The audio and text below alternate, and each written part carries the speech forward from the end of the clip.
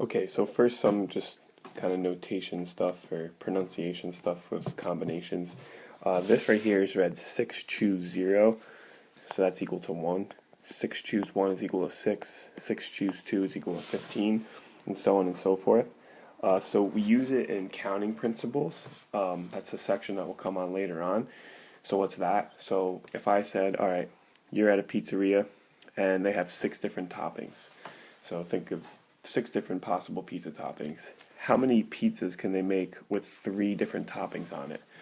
Now, what makes combination special, it's for counting things where order doesn't matter. So like if you have a pepperoni, mushroom, and bacon pizza, that would be the same thing as a bacon, pepperoni, mushroom pizza. So you wouldn't count that as 2 separate pizzas. So there's 20 ways to do that. There'd be 15 ways to have a 4-topping pizza with 6 different toppings to choose from.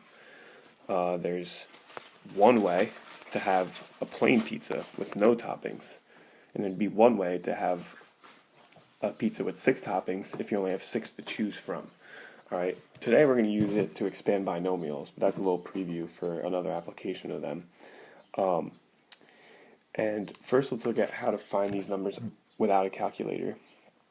So the definition of a combination, so like NCR, or n choose r, that's how this is written, is going to be n factorial over n minus r factorial, do the subtraction first, times r factorial. So it could also be written like this.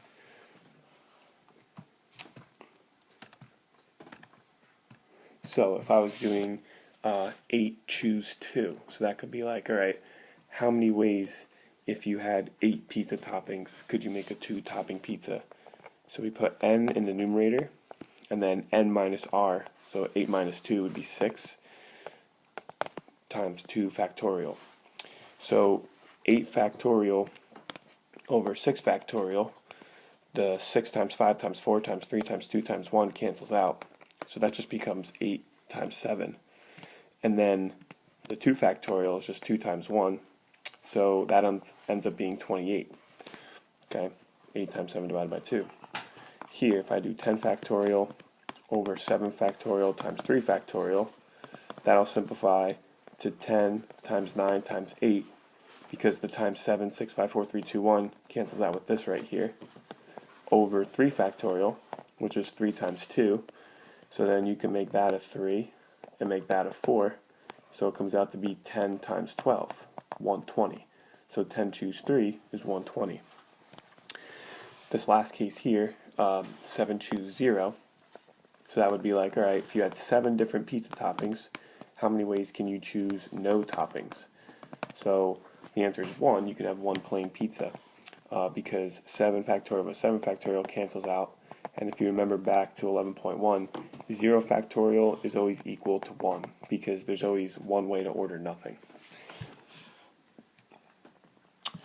So, to end this video, you should definitely write this down. So I'm going to end the video, but you should pause it here and write this down as the binomial theorem, and we will use it in the next video, and I'll show you how to do combinations on the calculator.